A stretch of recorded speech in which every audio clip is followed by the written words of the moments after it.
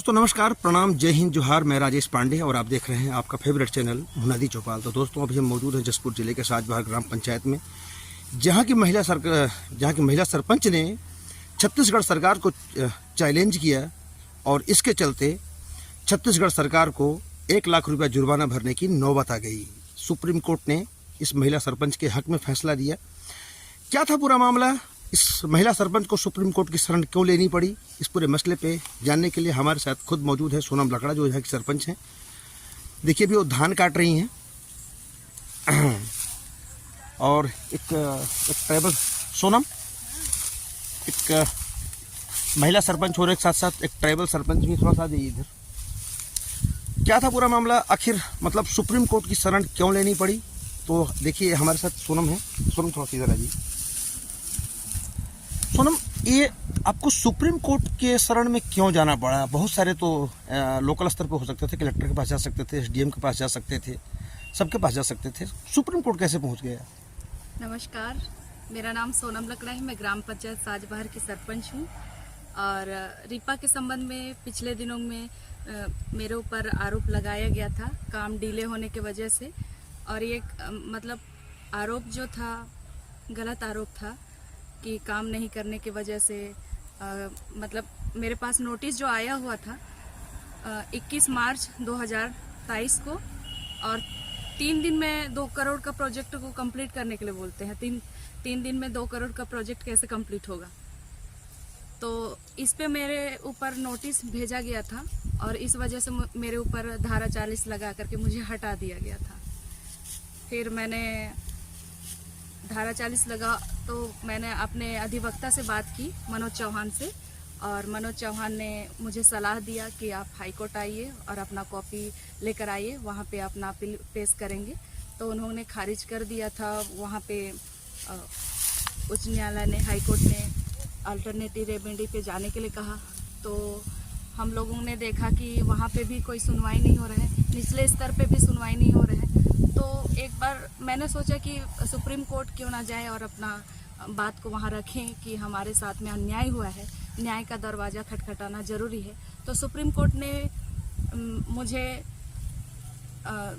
अप्रैल 2024 को 5 अप्रैल 2024 को मुझे बहाल कर दिया और मुझे पुनः सरपंच पद में मुझे मतलब बहाल किया या स्टे दिया था? हाँ, स्टे दिया था। स्टे दिया गया था, जी, मुझे बहाल करके मुझे रीस्टैंड कर दिया और फिर मैं पुनः सरपंच पद में आकर के मैं सरपंच पद को संभाल रही थी। और ये 14 तारीख को कल परसों सुप्रीम कोर्ट ने आदेश किया और मेरे पक्ष में सुनवाई किया। और मैं सुप्रीम कोर्ट का भी धन्यवाद करती हूँ कि उन्होंने मेरा फाइल को देखा कि मेरे साथ अन्याय हुआ है, तो उन्होंने मुझे न्याय दिलाया। इसलिए मैं बहुत सोनम, सुप्रीम कोर्ट ने एक बड़ा टिप्पणी किया है सरकार के ऊपर कि क्या सरपंच बाबू के पास भीख कटोरा लेकर के जाएगी। इस टिप्पणी को आप किस नज़रिए से देखती हैं? अब गलत होता है जब, तो जैसे कि हम लोगों को छोटे छोटे काम के लिए भी कई अधिकारियों के पास में जाना पड़ता है, तो कई बार हम लोगों को समस्याओं का सामना करना पड़ता है। तो कई बार ऐसा होता है कि हम लोग मतलब कानून का सहारा लेकर के उच्च स्तर पे जाते हैं, और जैसे कि कानून का सहारा लेकर के हम लोग हाई कोर्ट तक पहुँचे, फिर सुप्रीम कोर्ट तक पहुँचे। तो कहीं ना कहीं हमको लगता था कि हमें न्याय निचले स्तर से नहीं मिल रहा है, तो अन्याय हुआ है तो हमें न्याय चाहिए। तो हम लोगों ने ऊपर का दरवाज़ा को देखा कि हम वहाँ पे पहुँचे और अपना समस्या का निराकरण वहाँ पे हो सकता है, ऐसा हमें विश्वास था। इसलिए हम लोगों ने वहाँ पे गया और मतलब मेरे अधिवक्ता मनोज चौहान के जरिए उस जगह तक पहुँच पाई।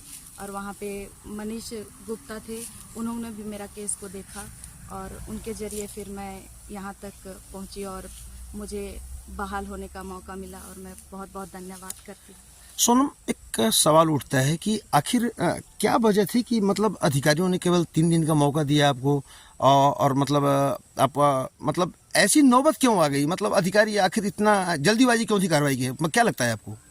वो 3 दिन मतलब कार्यादेश मुझे दिया गया था 21 मार्च 2022 को।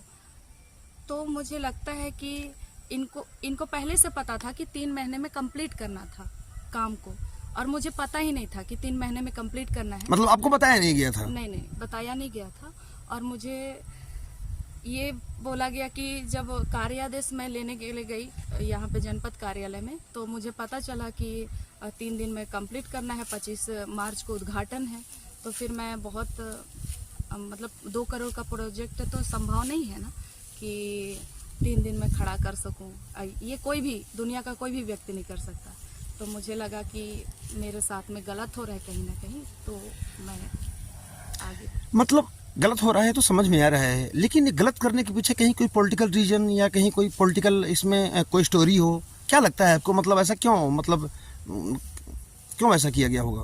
कहीं ना कहीं राजनीतिक दबाव भी हो सकता है। मैं ज़्यादा तो नहीं जानती हूँ, लेकिन मुझे बहुत ज़्यादा परेशान किया गया। लेकिन यहाँ तक मैं पहुँची, जो भी है सब ऊपर वाला तो है ही साथ में। बाकी हमारे पास में जो कानून नियम बनाई गई है, सबके लिए एक अधिकार है हमें लड़ने के लिए, और हम वहाँ तक पहुँच सकते हैं। और सही से डिसीजन देने वाले भी वहाँ बैठे हुए हैं। उन्होंने देखा कि सही डिसाइड यहाँ पे हो सकता है, और उन्होंने किया भी।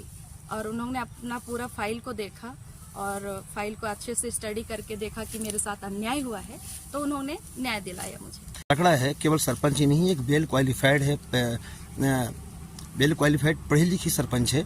और ये अपने और यहाँ पर पिछले बार चुनाव लड़ी थी ये, और लोगों ने इसको चुनाव करके जिताया।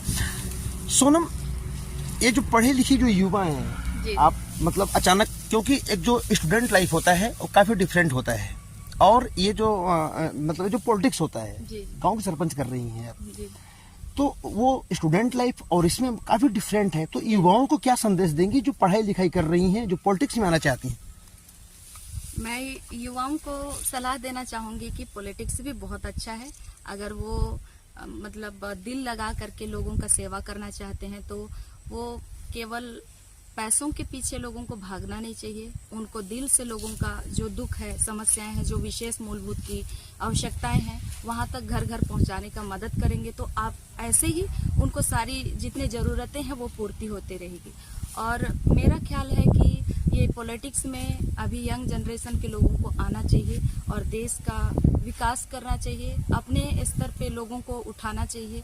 और सारे जितने भी यूथ जनरेशन के लोग हैं, हर एक लोग अभी कई तरह से मतलब आगे बढ़ने के लिए जरिया है, और ये मौका है कि हर एक लोग राजनीति में पहुंच सकते हैं और काफ़ी अच्छे स्तर पे पहुंच सकते हैं। और पढ़ाई के माध्यम से भी देखा जाए तो कलेक्टर, एसपी, डीएसपी, कमिश्नर, कुछ भी मतलब बहुत बड़े बड़े लेवल तक पहुंच सकते हैं अगर मेहनत करेंगे तो सारी बातें।